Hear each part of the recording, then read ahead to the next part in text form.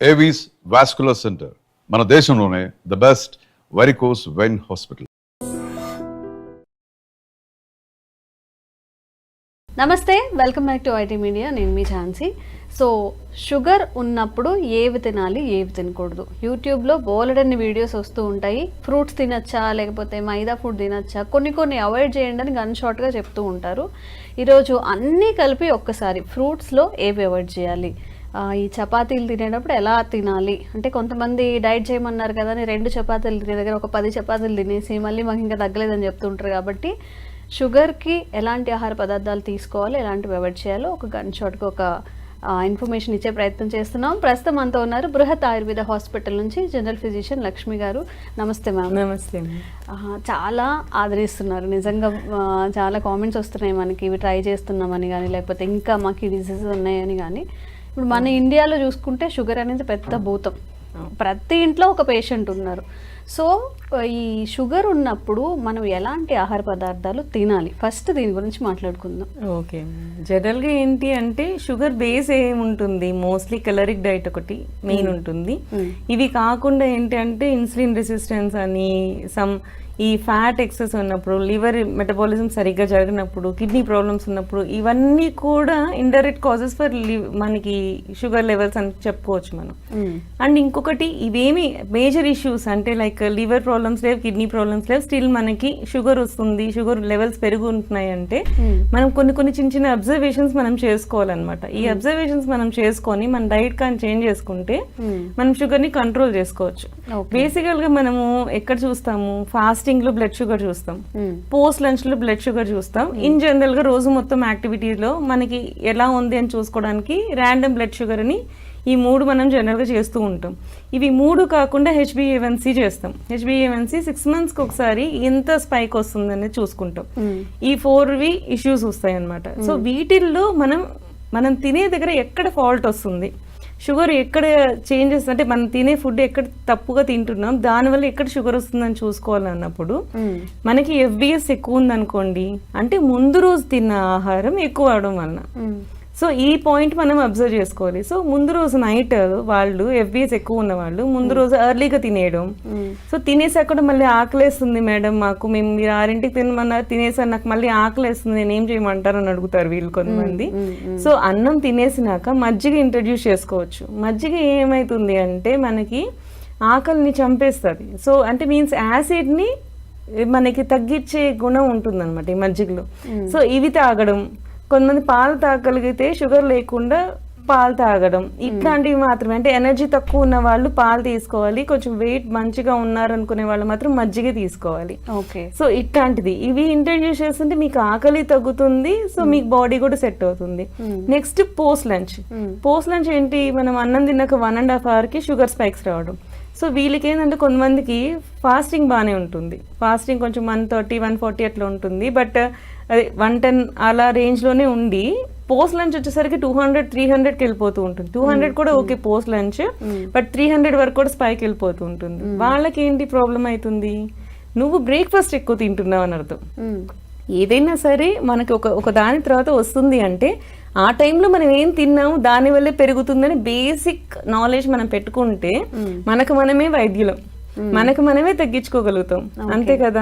ఇప్పుడు బ్రేక్ఫాస్ట్ మనం తగ్గించుకోవాలి, ఎందుకు అంటే పోస్ట్ లంచ్ ఎక్కువ ఉంది కాబట్టి. ఈవెన్ పోస్ట్ లంచ్ అంటే అన్నం తినిన తర్వాత పోస్ట్ లంచ్ కూడా చేస్తారు ఆఫ్టర్ లంచ్.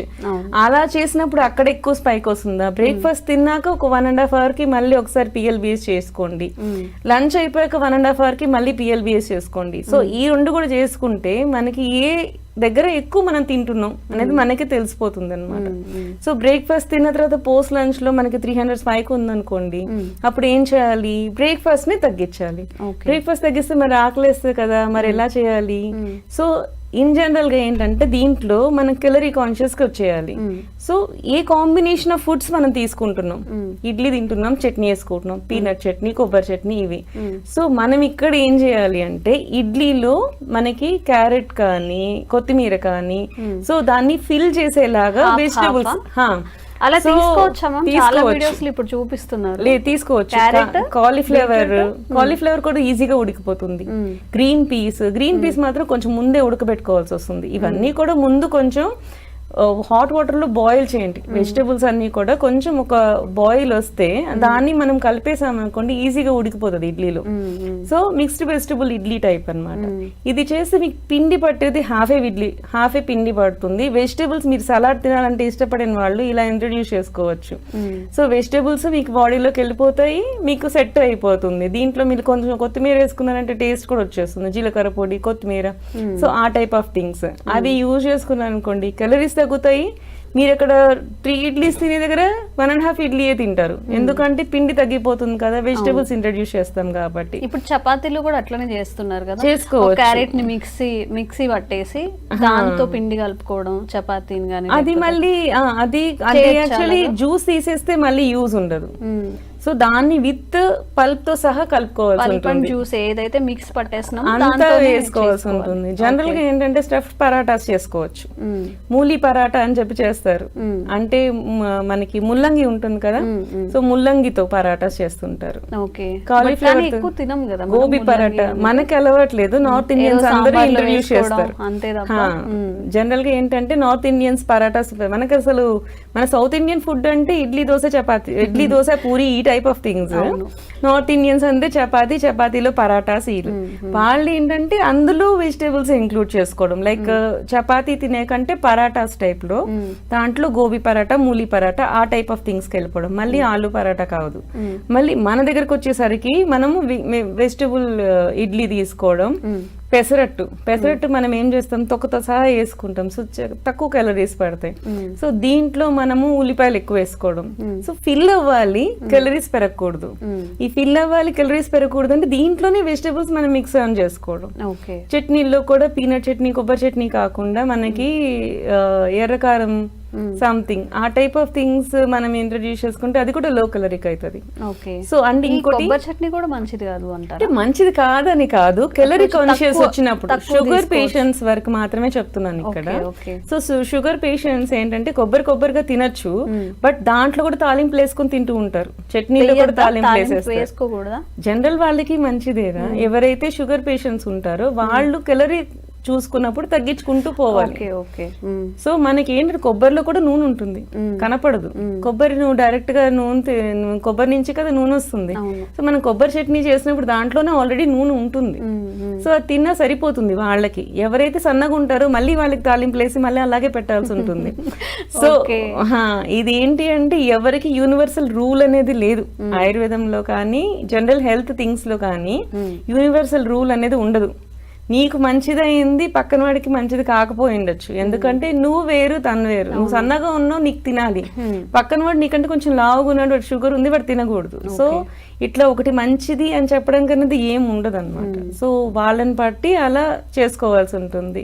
సో మనం ఇడ్లీ అయితే వెజిటబుల్ ఇడ్లీ, పెసరట్టు అయితే ఈ టైప్ ఆఫ్ థింగ్స్, ఆనియన్స్ అవి వేసుకోవడం, దాంట్లోనే క్యారెట్ అది వేసేసుకోవడం అట్లా అన్నమాట. సో దోశ తిన్నాకని ఆ టైప్ లో యూజ్ చేసుకోవడం, మళ్ళీ మసాలా దోశ కాకుండా.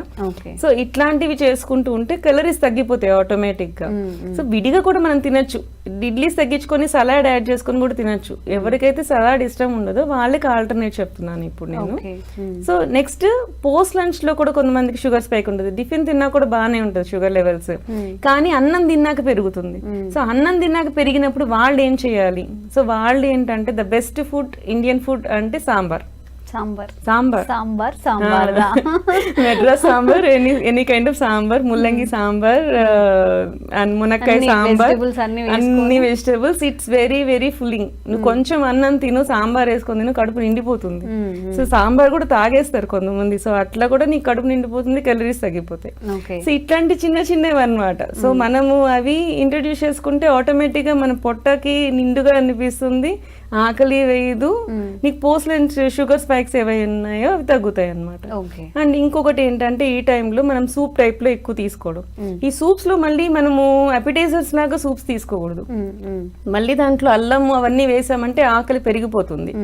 మనం జనరల్ గా ఏంటంటే అంబలి అలా చేసుకుంటాం, రాగి జావా చేస్తాం, వాటిలో మనం అసలు ఎప్పుడు ఈ అల్లము అవన్నీ వెయ్యం, అలా వేయకూడదు. మనకి సూప్స్ వేసుకునేటప్పుడు కూడా అవన్నీ లేకుండా ఇన్ జనరల్ గా ఇట్లాంటివి రాగి కానీ అన్నం కానీ మనకు పిండి పట్టేది చాలా కొంచెం, కార్న్ సూప్స్ కానీ వాటిలన్నిట్లో కూడా మనకి పిండి పట్టేది 2-3 స్పూన్సే. అవును, ఎక్కువ వెజిటబుల్స్ అండ్ వాటరే కనపడుతుంది. ఇది ఫిల్ చేస్తుంది, నీకు షుగర్ లెవెల్స్ పెంచదు. సో ఇట్లా అన్నమాట, నీకే తెలిసిపోతుంది. జనరల్ గా ప్రకృతిని బయట ఇక్కడ ఏ జంతువుకి ఎవరికి వైద్యులు ఉండరు, వాటికే తెలుసుకుంటుంటాయి.